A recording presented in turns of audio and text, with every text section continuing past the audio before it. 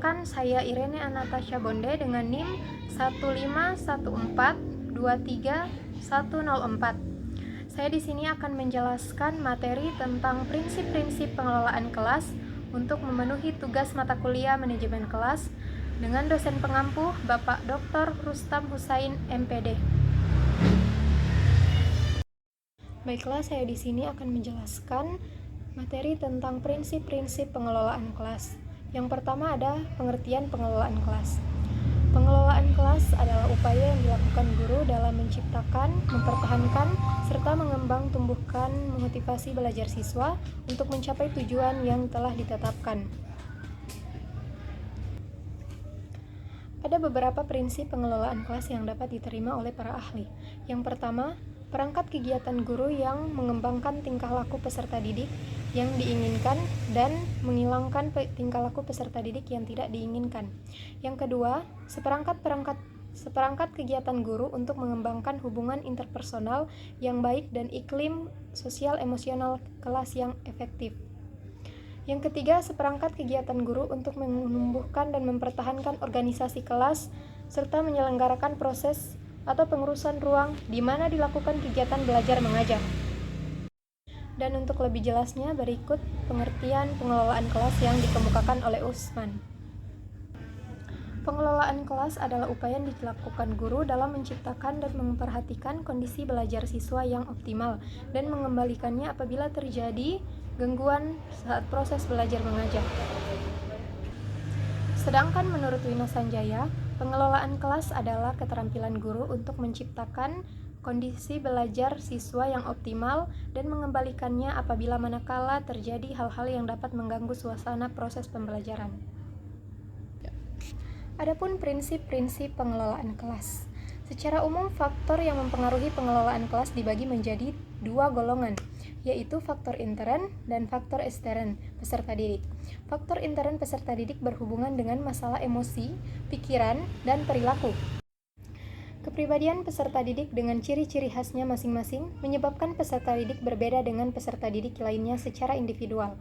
Perbedaan secara psikologis. Faktor ekstern peserta didik terkait dengan masalah suasana lingkungan, belajar, penempatan peserta didik, pengelompokan peserta didik, jumlah peserta didik, dan sebagainya. Semakin banyak jumlah peserta didik di dalam kelas akan semakin mudah terjadi konflik. Sebaliknya, jika semakin sedikit jumlah peserta didik di dalam kelas, akan lebih sedikit terjadi konflik. Jamara menyebutkan, dalam rangka memperkecil masalah gangguan dalam pengelolaan kelas, dapat dipergunakan prinsip-prinsip pengelolaan kelas, yaitu pertama, hangat dan antusias. Hangat dan antusias diperlukan dalam proses belajar mengajar. Guru yang hangat dan akrab pada anak didik selalu menunjukkan antusias pada tugasnya atau pada aktivitasnya akan berhasil dalam mengimplementasikan pengelolaan kelas. Yang kedua ada tantangan. Penggunaan kata-kata, tindakan, cara kerja, atau bahan-bahan yang menantang akan meningkatkan gairah peserta didik untuk belajar sehingga mengurangi kemungkinan munculnya tingkah laku yang menyimpang. Yang ketiga, bervariasi. Penggunaan alat atau media, gaya mengajar guru, pola interaksi antara guru dan anak didik akan mengurangi munculnya gangguan, meningkatkan perhatian peserta didik. Kevariasian ini merupakan kunci untuk tercapainya pengelolaan kelas yang efektif dan menghindari kejenuhan. 4. Ada keluasan. Keluasan tingkah laku guru untuk mengubah strategi mengajarnya dapat mencegah kemungkinan munculnya gangguan peserta didik serta menciptakan iklim belajar mengajar yang efektif. Keluasan pengajaran dapat mencegah munculnya gangguan seperti keributan peserta didik, tidak ada perhatian, tidak mengerjakan tugas, dan lain sebagainya. Kelima, penekanan dan hal-hal yang positif. Pada dasarnya dalam mengajar dan mendidik, guru harus menekankan pada hal-hal yang positif dan menghindari pemutusan perhatian pada hal-hal yang negatif. Penekanan pada hal-hal positif yaitu penekanan guru terhadap tingkah laku peserta didik yang positif daripada penekanan pada hal-hal yang positif yaitu penekanan tingkah laku peserta didik yang positif daripada sekedar mengomelinya. Yang keenam ada penanaman disiplin diri. Tujuan dari akhir pengelolaan kelas adalah anak didik dapat mengembangkan disiplin diri dan guru sendiri hendaknya menjadi teladan dalam mengendalikan diri dan pelaksanaan tanggung jawab. Jadi, guru harus disiplin dalam segala hal bila ingin anak didiknya ikut berdisiplin dalam segala hal.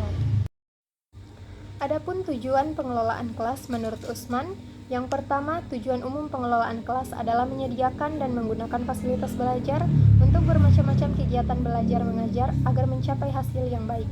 Yang kedua, tujuan khususnya adalah mengembangkan kemampuan peserta didik dalam menggunakan alat-alat belajar, menyediakan kontribusi yang memungkinkan peserta didik bekerja dan belajar, serta membantu peserta didik untuk memperoleh hasil yang diharapkan. Tujuan pengelolaan kelas pada hakikatnya telah terkandung pada tujuan pendidikan.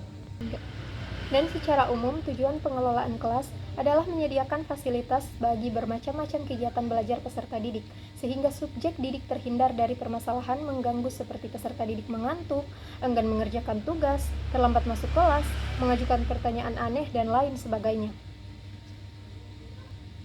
Menurut Ahmad, tujuan pengelolaan kelas yang pertama mewujudkan situasi dan kondisi kelas, baik sebagai lingkungan belajar maupun sebagai kelompok belajar yang memungkinkan peserta didik untuk mengembangkan kemampuan semaksimal mungkin.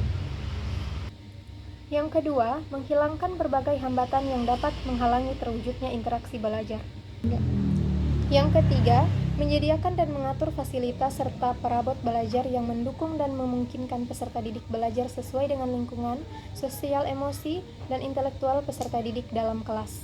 Dan yang keempat, membina dan membimbing sesuai dengan latar belakang sosial, ekonomi, budaya, dan sifat-sifat individunya.